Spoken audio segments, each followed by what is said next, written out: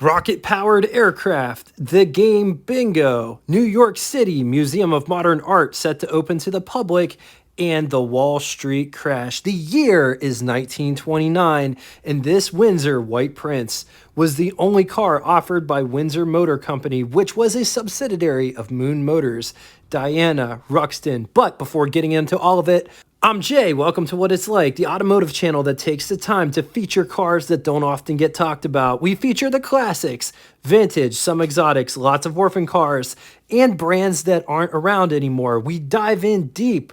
We talk about the history, specs, and design of these rolling works of art. If that sounds like a channel, nay, if that sounds like a community that you'll totally dig, subscribe and hit the bell icon next to it to never miss a video.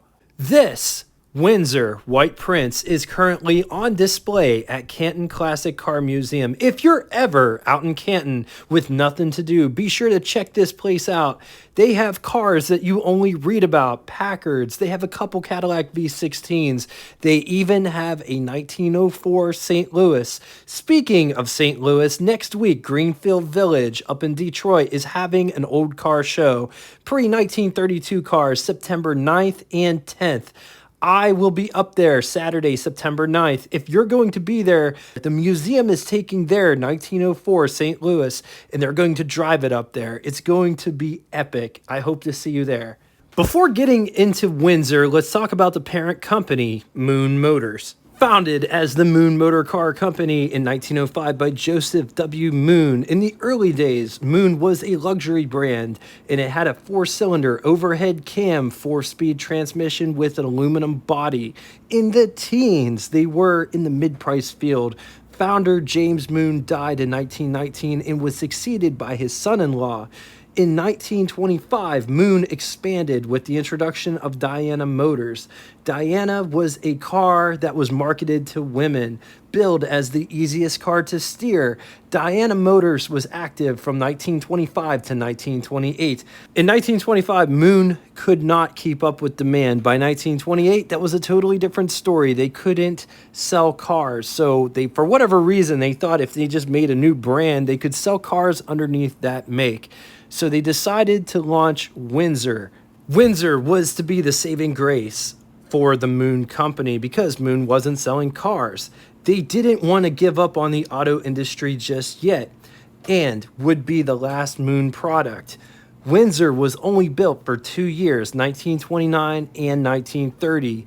Moon went with this name because they wanted to capitalize on the fame of the Prince of Wales, which Windsor also wanted to take it a step further and use the Prince of Wales coats of arms on the motometer, and that went over just about as well as one would think. Side note, it's worth mentioning the Moon Motor Company did play a role in the Ruxton, which was part of New Era's Motors model line. The Ruxton was a front-wheel drive car that doesn't get credit, to be frank, one of the most overlooked cars from that era. It did not beat the Cord L29 to production. It's actually the second front-wheel drive car in America to be produced for the general population. The cars were expensive. They could cost up to $5,000, with only 96 being produced. Moon Motors was to build the car. Kissel was to build the transmission. It's a really complicated story. I hope we get to tell it one day. But that's honestly a story for another day. Getting back to Windsor. Windsor White Prince could be had in 2 wheelbase configurations, a 120-inch wheelbase which had a 6-cylinder Continental engine in it, or a 125-inch wheelbase with an 8-cylinder Continental engine.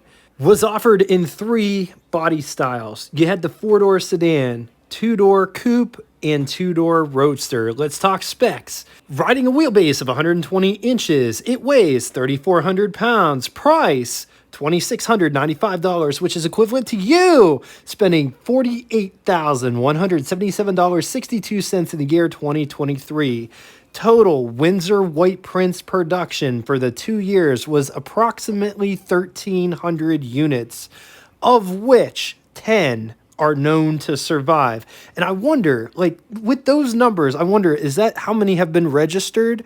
Because I know some people that own classic cars and sometimes they don't register their cars. So is that like finding a new car the moment that somebody else takes ownership of it and registers it for the first time in 20 years?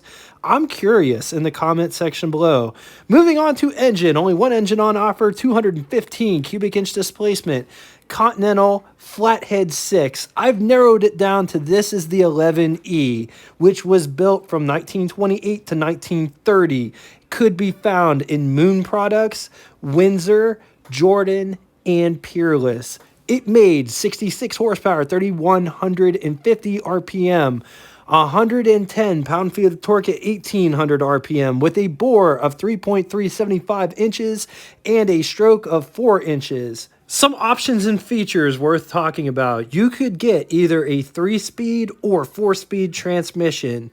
4-wheel hydraulic brakes. This is 1929. Ford didn't go hydraulic brakes for another 10 years. 4-wheel hydraulic shocks. So let's talk styling. Just look at this beautiful, beautiful car. Look at these bumpers and how they are designed. Beautiful crest here in the center. Also, just look at how they are mounted. These fenders. And notice there isn't a huge bead on the fenders. Headlights are mounted to this rod here. Also, just look at how massive these headlights are. There's a crossbar that goes over to the other side to steady that headlight. Look at this honeycomb grille. Windsor badge there. This one doesn't have a fancy hood ornament or motometer or anything like that, just a cap. Coming down the side. These remind me of Franklin because they're not the same. But notice these ones here, they stop short and then the 4 on top go further. Notice how smooth these fenders are as they come down into the running boards. Just check out how wide these running boards are. I wear a size 12 shoe for reference, and my foot fits on the running board in the front. In the rear, it also fits. So it doesn't taper back in, it doesn't seem. And just look at how textured the material is. Also notice the body overhangs just a wee bit. Rear fenders. And the rear fenders, interestingly, have a bead around them. It kicks out the back. Notice the wheels are wood spoke wheels. The front fender also has a bead, but it doesn't start until right here. And then it runs into the running board. This car has cowl lights and this nice bright work going over to the other cowl light. Look at this hood. So just look at all of the bright work. This car has 2 cowl vents. Very small though. Look, there's my hand for reference. It also has a hood visor. And just look at how it's shaped. It has a bead. Comes to a center point there. Side mirrors are mounted at the top.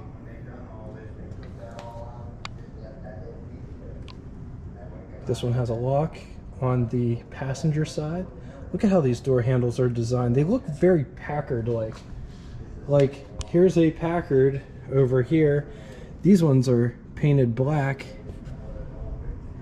These are a little bit bigger. Interesting. The hinges for the rear door.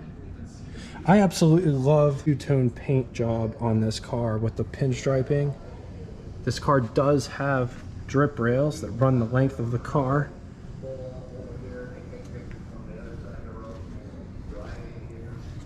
Gas tank, gas filler cap, bumpers. Notice it's a half bumper. Trunk rack. This is the trunk. Coming over here real quick. another bumper section and brake light. Look, it says stop inside the brake light. And this car only has one brake light. While we're back here, let's get in the trunk.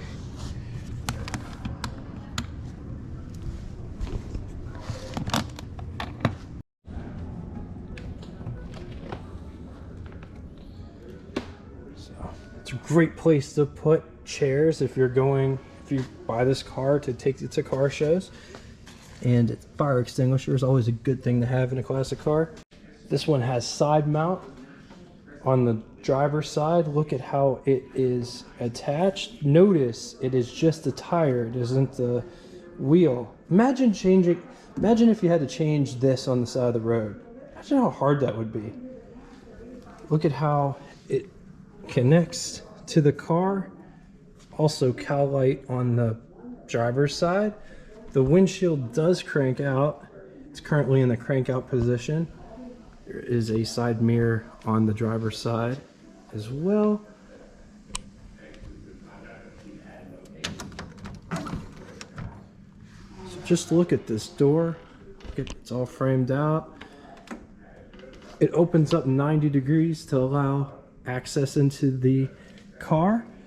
This feels so nice, and just look at how this is all sculpted into the wood itself.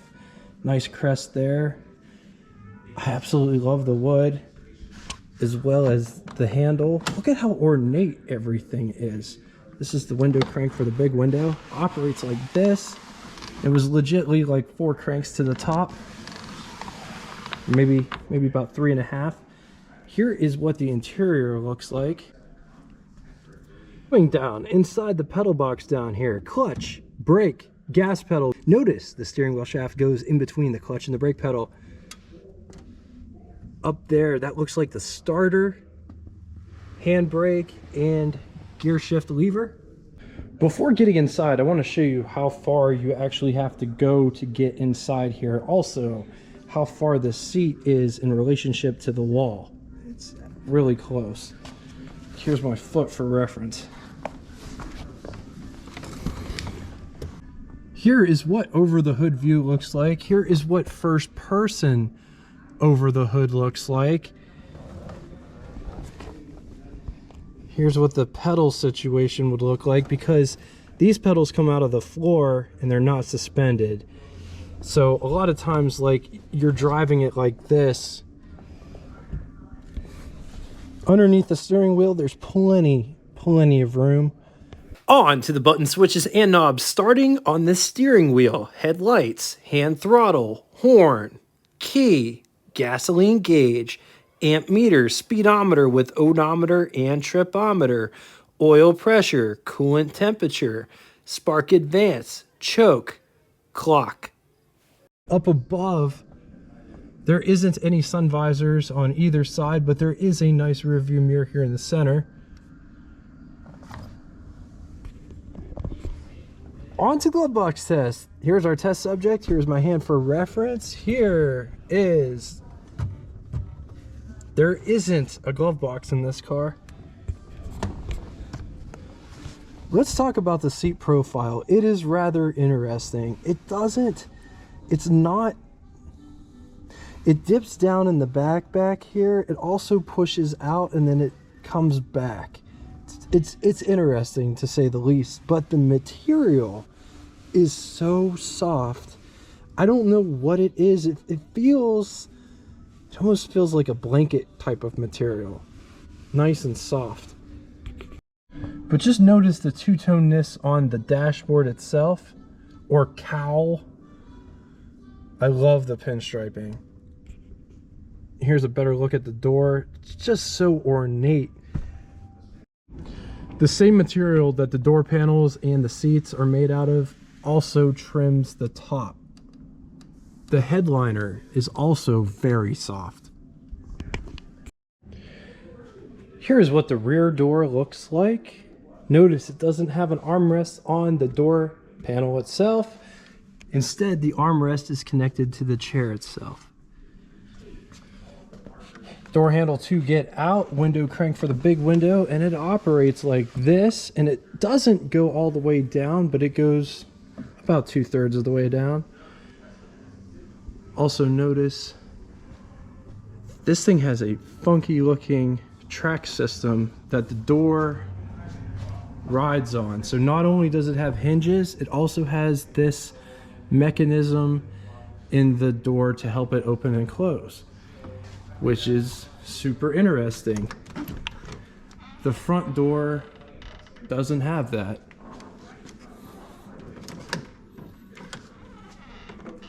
But real quick, while the doors are open, you can see this post. Also, just look at the catches. They look like they have copper in them.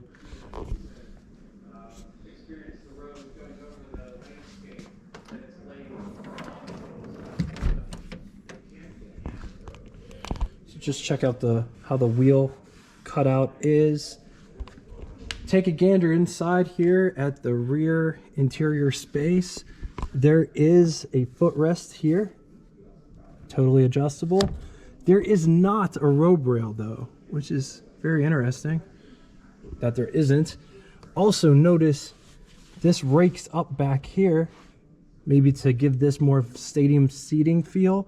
Also look how smooth the floor is. There's no transmission tunnel. Here is what the front looks like from the back. Let's take a quick gander at the greenhouse, or the pillar to glass ratio. This car is extremely airy. I don't know if it's because there is a lot of window real estate, or if it's the color of the interior, or perhaps both. But it's really nice in here. What visibility looks like out the rear window. You can see the trunk back there. There isn't a parcel shelf, but there is a curtain that you could roll down for privacy in the rear, as well as this rear quarter window. Creature comforts armrest. Look at the design of this armrest. It's very nice. There's flower vases to put flowers back here. A recessed light up there in the ceiling. I guess it's not really recessed, it's just, it has this bezel around it. And the light switch right there. It's a very dainty light switch, but that's really cool. Everything that is found on the passenger side is also found over here. There's the armrest, vase to put flowers in, curtain for privacy. These windows do go down, or they open. Yes, they go down.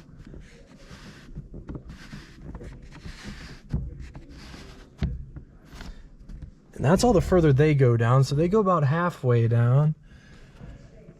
Look at how this curves. And the side even has like felt-like material on it. Let's talk about the seat profile. The profile of this seat, it's actually more comfortable sitting back here than it is in the front. It does bulge out a little bit here. The seat back doesn't dip down nearly as far, but the bench itself is wider. Knee situation. From my forearm to my middle finger of space, probably about a foot of space between my knee and the back of the chair, maybe a foot and a quarter, something like that. This is what I look like sitting in the back of the Windsor. I got tons of headroom. This would be an awesome contender if you're looking to get a wedding car that's inexpensive, different. This is a different car that has lots of space in it. Maybe you have a family. Maybe you want to take your family on these on like car cruises and stuff. This would be a great car for that. Coming to the under the hood section, you just lift up on these, and they have like tensioners in them.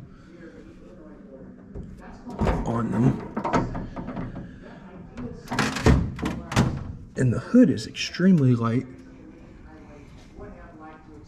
And there it is. Continental 6. Look at that horn up on top. Starter. You can see the steering box. Just look at that. All the wires coming out of the bottom of the steering box. It's interesting.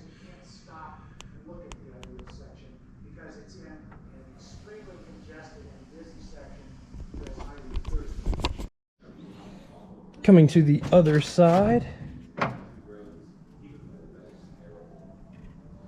So this is the intake and exhaust side.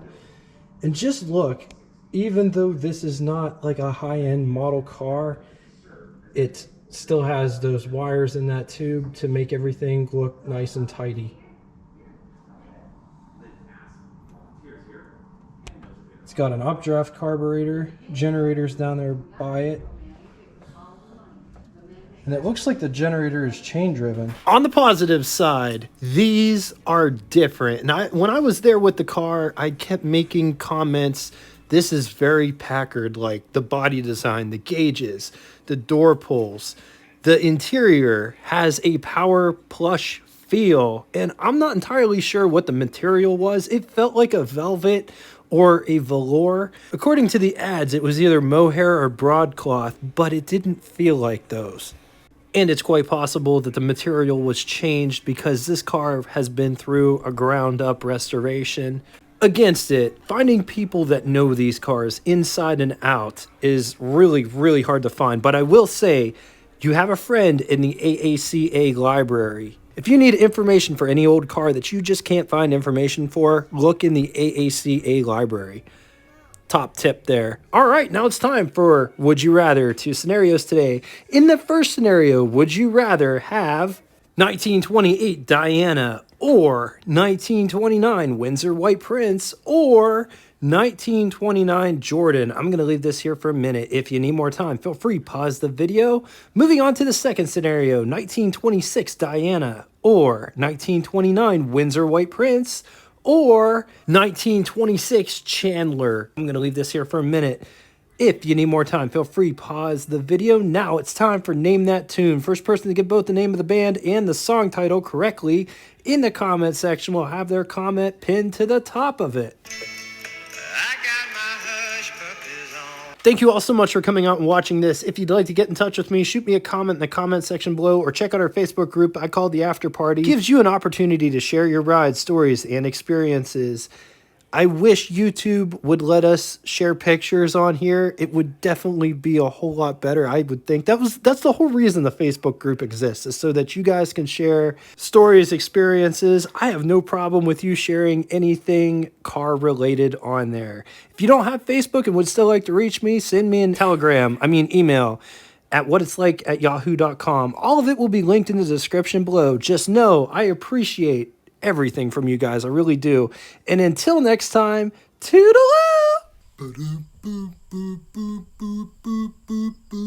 Ooh wah, boop boop, baby. Just about the boy from New York City.